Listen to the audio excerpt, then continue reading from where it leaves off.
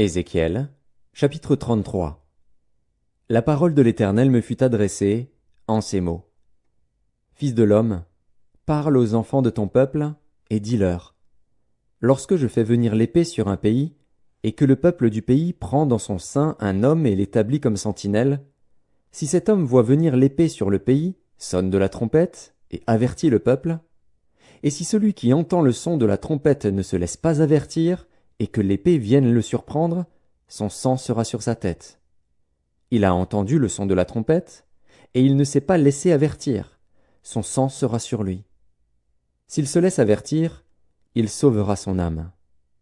Si la sentinelle voit venir l'épée et ne sonne pas de la trompette, si le peuple n'est pas averti, et que l'épée vienne enlever à quelqu'un la vie, celui-ci périra à cause de son iniquité, mais je redemanderai son sang à la sentinelle. Et toi, fils de l'homme, je t'ai établi comme sentinelle sur la maison d'Israël. Tu dois écouter la parole qui sort de ma bouche, et les avertir de ma part.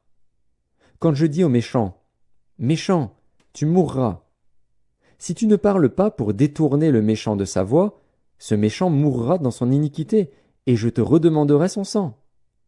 Mais si tu avertis le méchant pour le détourner de sa voie, et qu'il ne s'en détourne pas, il mourra dans son iniquité, et toi tu sauveras ton âme. Et toi, fils de l'homme, dis à la maison d'Israël, vous dites, nos transgressions et nos péchés sont sur nous, et c'est à cause d'eux que nous sommes frappés de langueur. Comment pourrions-nous vivre? Dis-leur, je suis vivant, dit le Seigneur, l'Éternel. Ce que je désire, ce n'est pas que le méchant meure, c'est qu'il change de conduite et qu'il vive.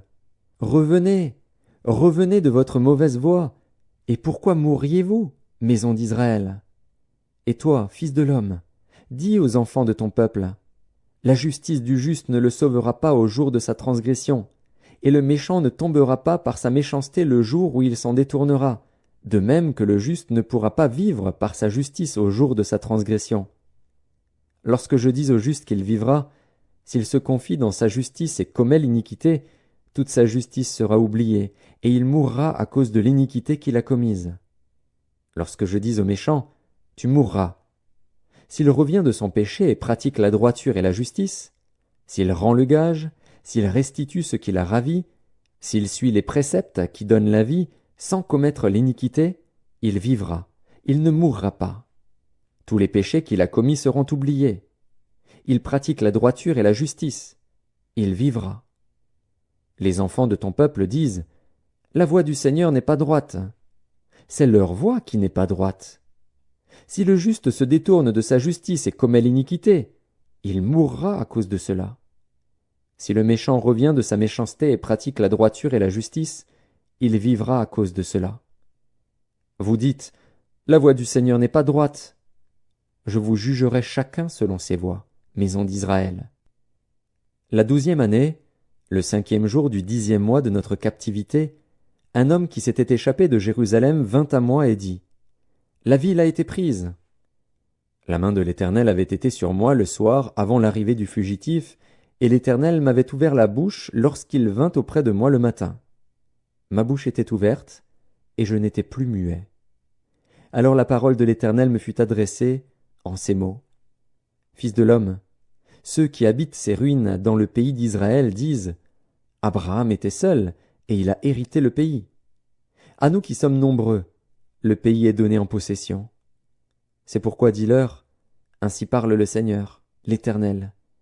Vous mangez vos aliments avec du sang, vous levez les yeux vers vos idoles, vous répandez le sang, et vous posséderiez le pays. Vous vous appuyez sur votre épée, vous commettez des abominations, chacun de vous déshonore la femme de son prochain, et vous posséderiez le pays. Dis-leur, ainsi parle le Seigneur, l'Éternel. Je suis vivant. Ceux qui sont parmi les ruines tomberont par l'épée. Ceux qui sont dans les champs, j'en ferai la pâture des bêtes. Et ceux qui sont dans les forts et dans les cavernes mourront par la peste. Je réduirai le pays en solitude et en désert. L'orgueil de sa force prendra fin. Les montagnes d'Israël seront désolées, personne n'y passera.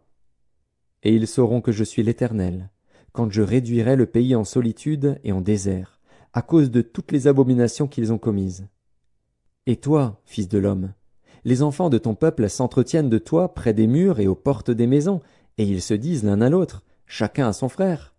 Venez donc, et écoutez quelle est la parole qui est procédée de l'Éternel. Et ils se rendent en foule auprès de toi, et mon peuple s'assied devant toi.